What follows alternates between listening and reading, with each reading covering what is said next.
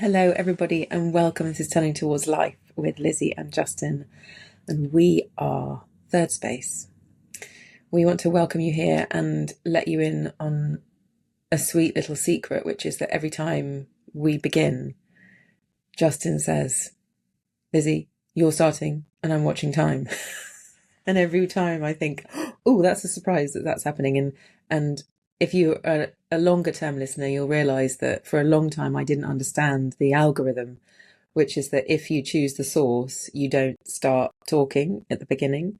And I just thought Justin was really, really clever because he always knew what was going to happen. And I hadn't clocked until about year 5 that it was always to do with who had chosen the source rather than a kind of monitoring of who was going first each time.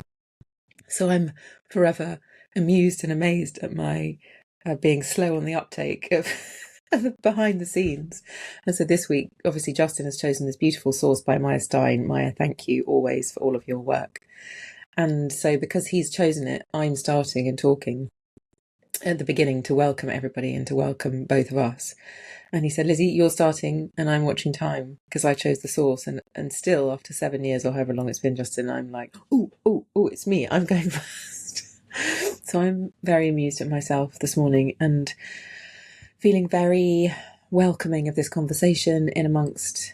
So for me, we've broken up from school in our house and we're kind of in the lovely slippery slope towards Christmas, but there's lots of illness in the house, and just having this time to be in reflection and wondering with the help of Maya and you, Justin, is a real gift. And so if you're listening, it's coming up to the kind of holiday season, Christmas time, 2024, when everybody kind of hibernates a little, I think. And maybe this conversation will be in support of your hibernation and your being in the quiet times of the dark and cold, if you live in England, days of winter.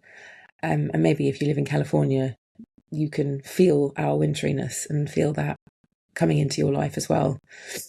And Justin, thank you for always having your finger on the source pulse, finding things that are just right for the time and just right for us when they come. I'm very, very glad to be wandering into the field of Maya-ness with you. Thanks, Lizzie. Very good to see you.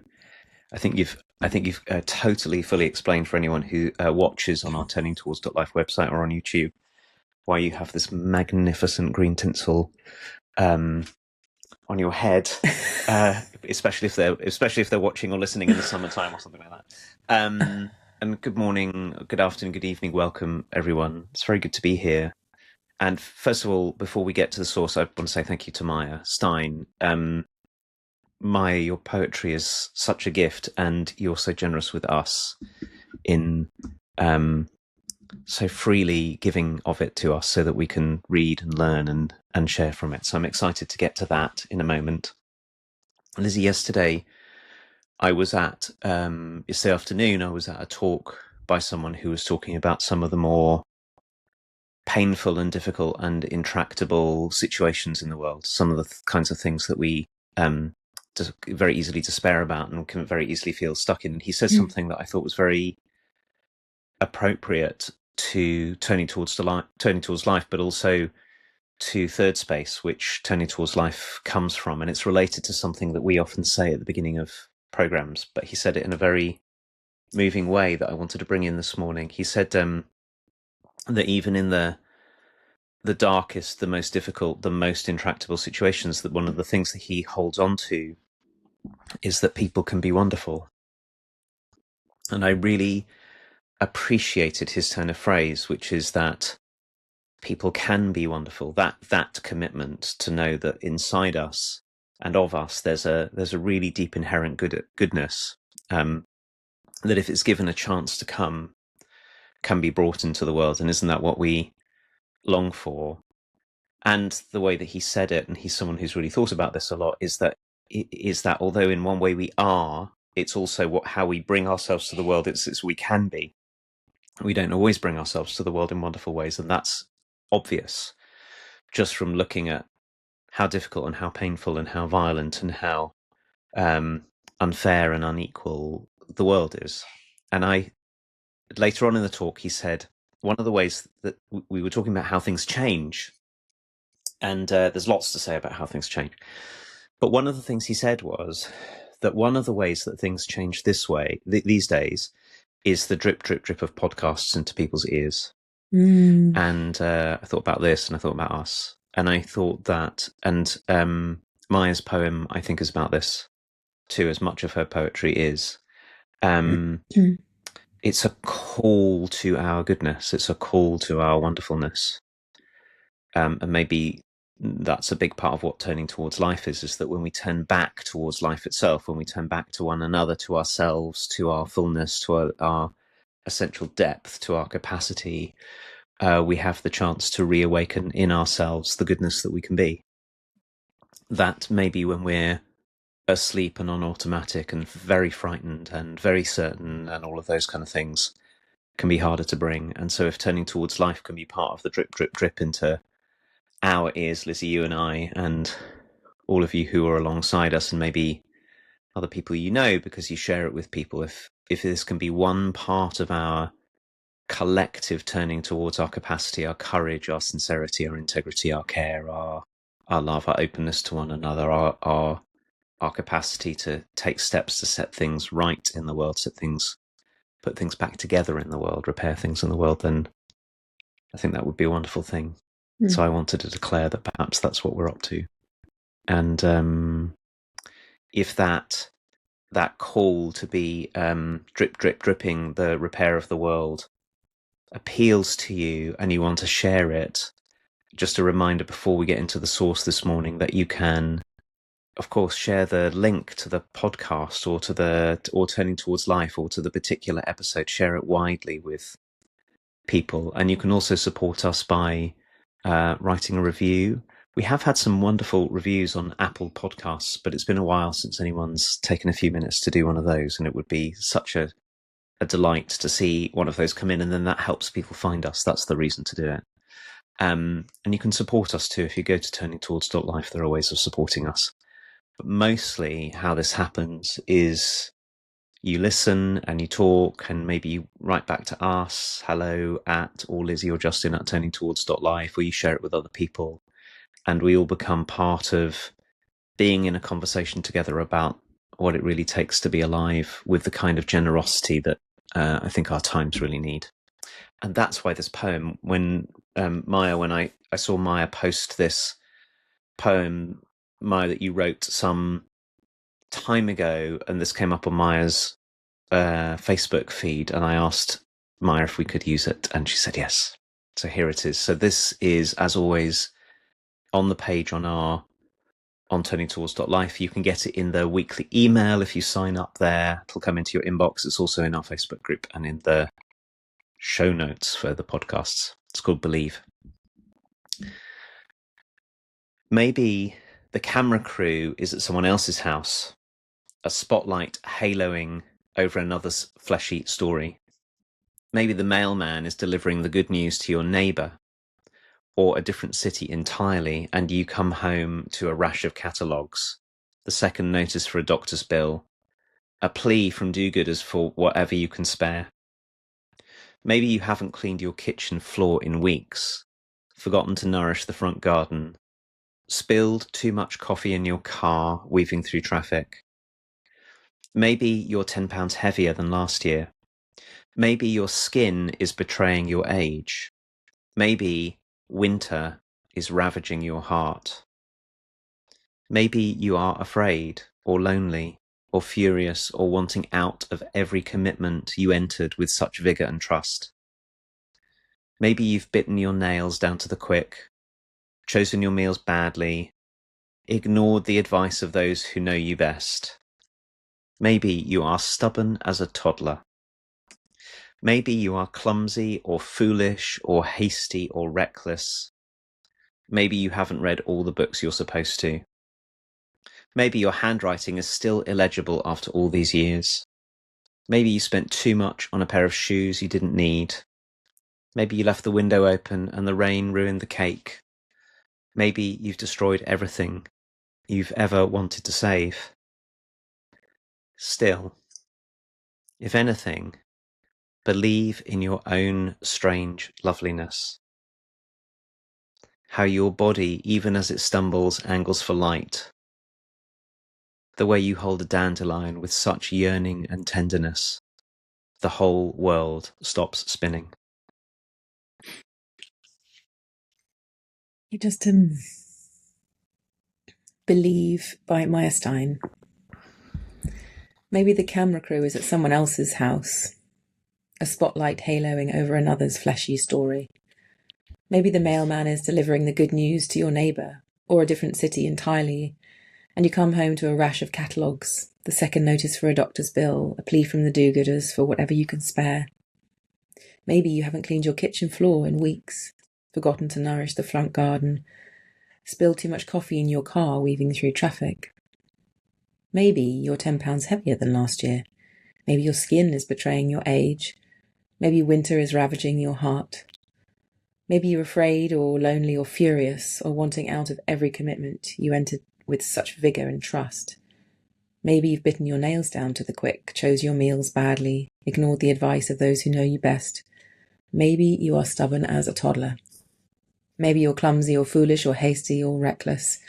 Maybe you haven't read all the books you're supposed to. Maybe your handwriting is still illegible after all these years. Maybe you spent too much on a pair of shoes you didn't need. Maybe you left the window open and the rain ruined the cake. Maybe you've destroyed everything you've ever wanted to save. Still, if anything, believe in your own strange loveliness. How your body, even as it stumbles, angles for light. The way you hold a dandelion with such yearning and tenderness, the whole world stops spinning. Thank you, Lizzie. After this long and very familiar list of maybes, I was laughing to myself, and also first time I read this, sort of recriminating with myself, Lizzie, over all the ones I recognised. And how much self-judgment I had, how much despair I had over how far the image of myself and the actuality of myself can be, the longed for image, how far apart from one another they can seem. It was such a tender, heartbreaking, actually, and beautiful relief to read these words. Maybe you've destroyed everything you've ever wanted to save. Still, if anything, believe in your own strange loveliness. And I'm picking up here a little bit from, this is a little sort of backwards advertisement to the conversation we had, I think, last week, Lizzie, when you brought a wonderful source from Rainer Maria Rilke, who said something along the lines of everything we find in the world is us and we're made for it. We shouldn't feel so alien in the world, because the world and us, we're not so different to one another. That one of the troubles that we have, I think, is the paradox that the standards that we set for ourselves, if I take all of the lines, the first lines of the poem, I could say, yes, I never want to be clumsy or foolish or hasty or reckless or stubborn as a toddler, or lonely, furious, or wanting out of all my commitments, and everything else in that list. I can so easily hold an image of myself that is sort of godlike in its perfection.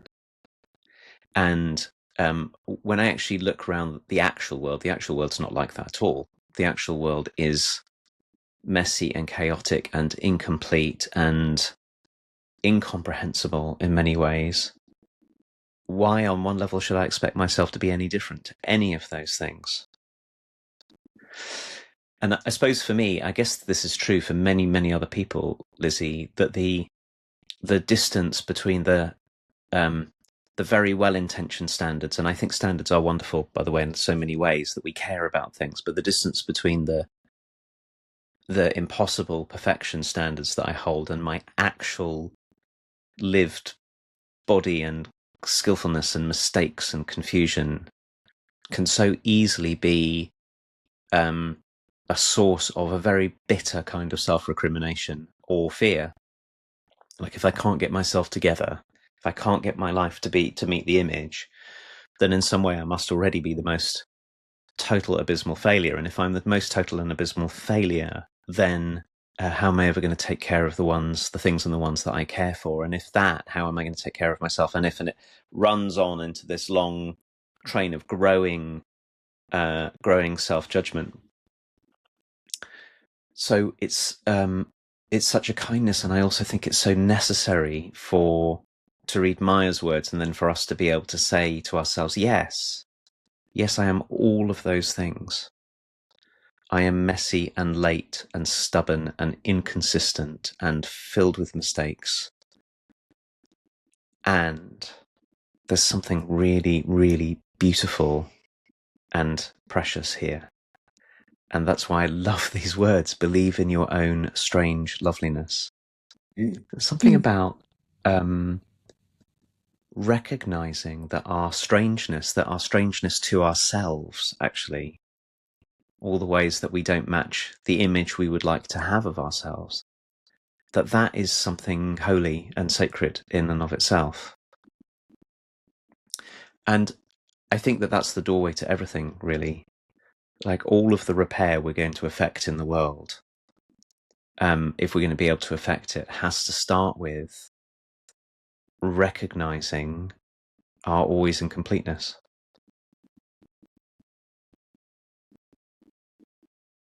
I feel, Justin, like in those moments when you were talking, I'm just the same as anyone else listening to this little podcast of ours, and noticing how much is going on inside me and feeling curious as to what's going on inside everyone else as they listen. Because it really is something to let your words and Maya's words have their way with my inner life, and to see what emerges and what thoughts come to me, what I can resonate with, and what it gives birth to inside of my thinking and feeling and my imagination of myself. So I'm feeling really grateful to be listening, and grateful that we're in some way kind of generating an experience for ourselves and others that has us wonder about all of this stuff.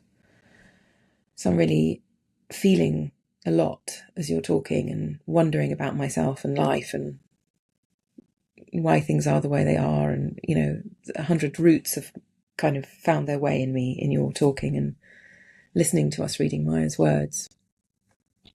And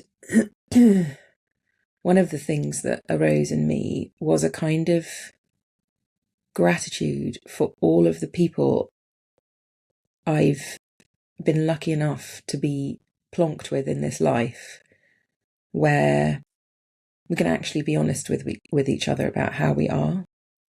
And a gratitude, Justin, for the kind of spaces we create together, where we don't have to be some version of ourselves that meets some criteria, but we are inherently, constantly, always promoting and cultivating this way of sharing and being that's truthful.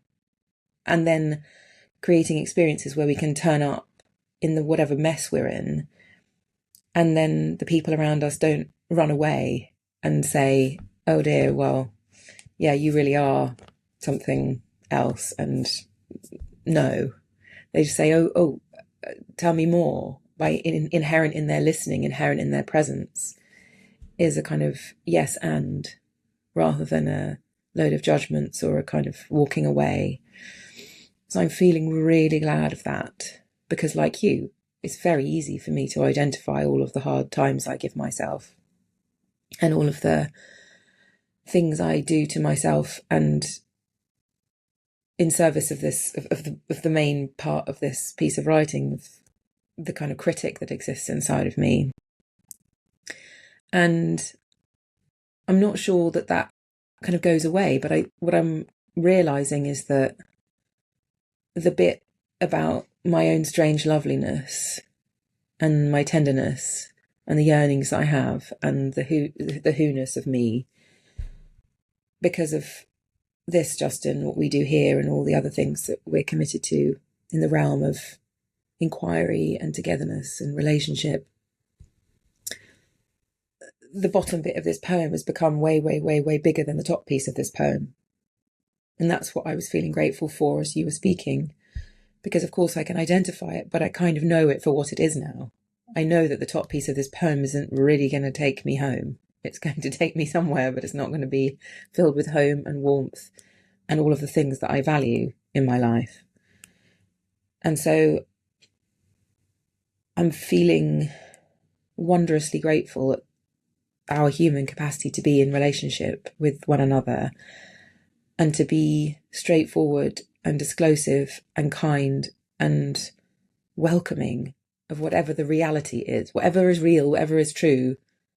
Let's have that thing rather than whatever is kind of made up as a picture to present to one another because I think I'm living up to some kind of standard that you might be expecting from me. And it's making me think of yesterday.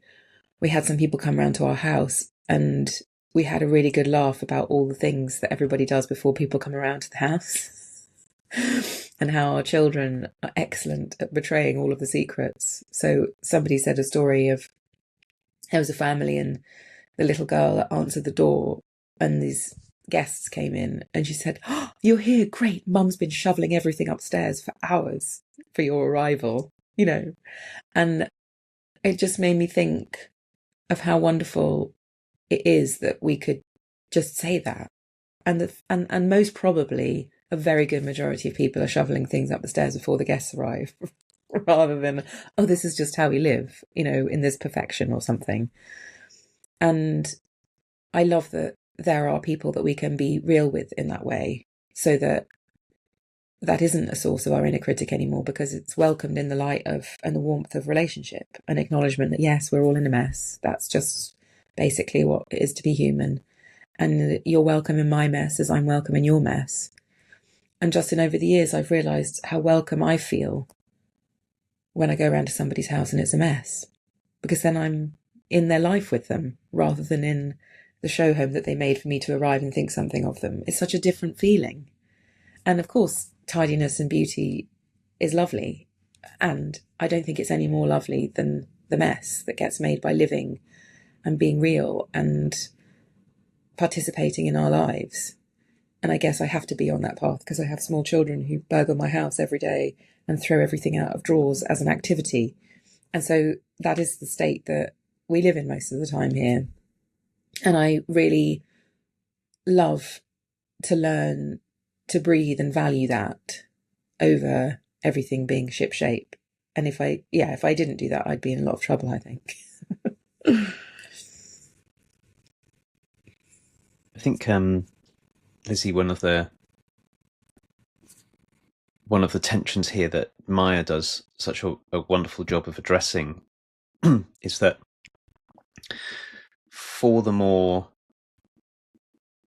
judgmental parts of ourselves that we turn towards ourselves and we turn towards one another, we can have a sort of terrible binary standard here.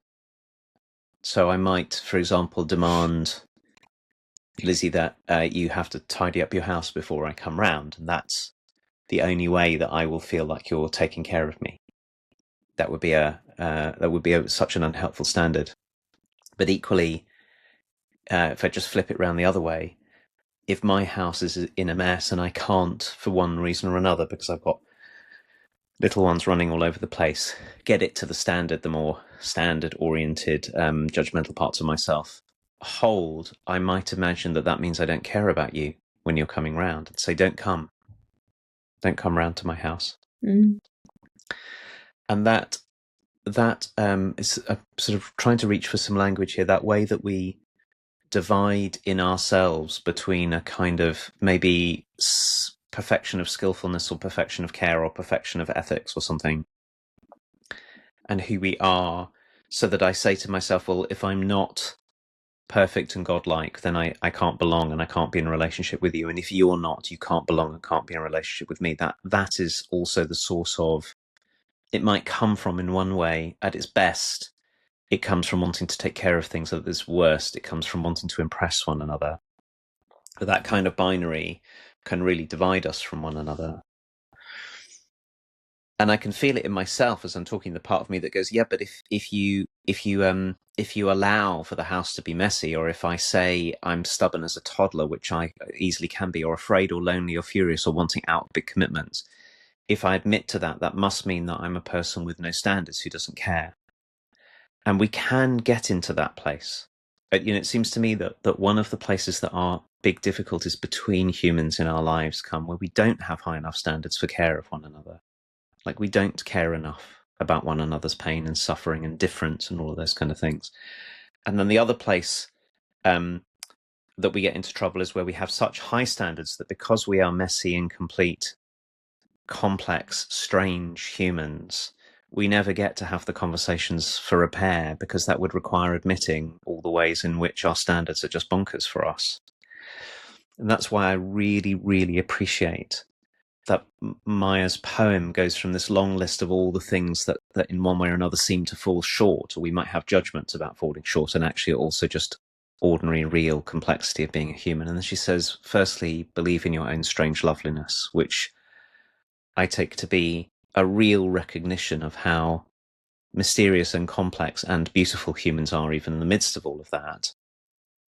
And the faith that our bodies, even as they stumble, angle for light, with yearning and tenderness.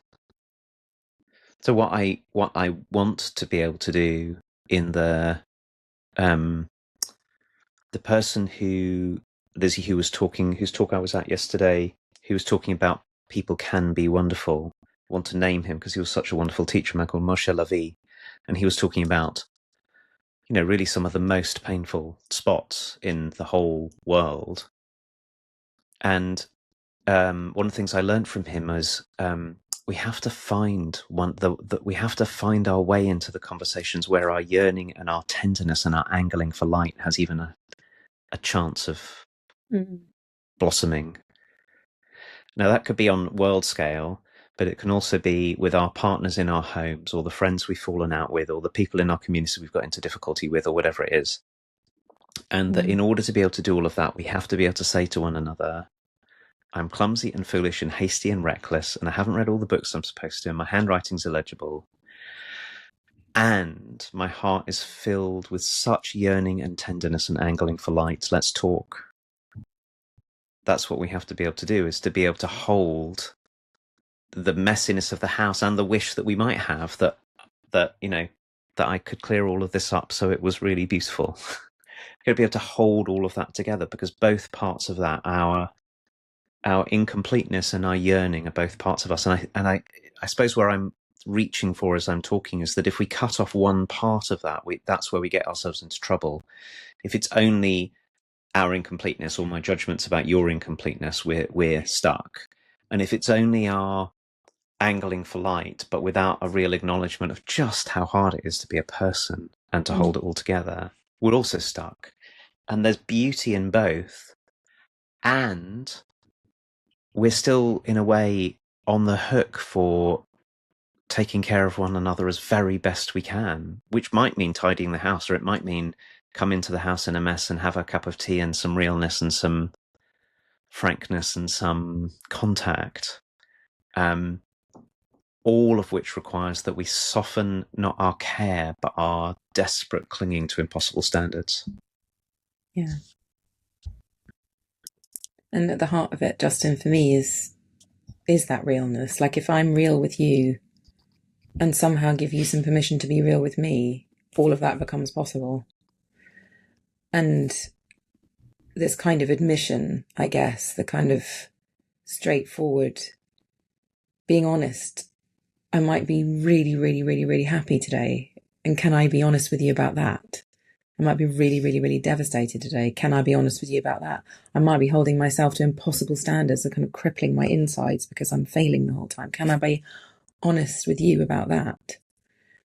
And to feel like we can cultivate those places of warmth and welcome, where essentially we just don't feel alone in our own dynamics of being, like you said, like the difficulty of being a human.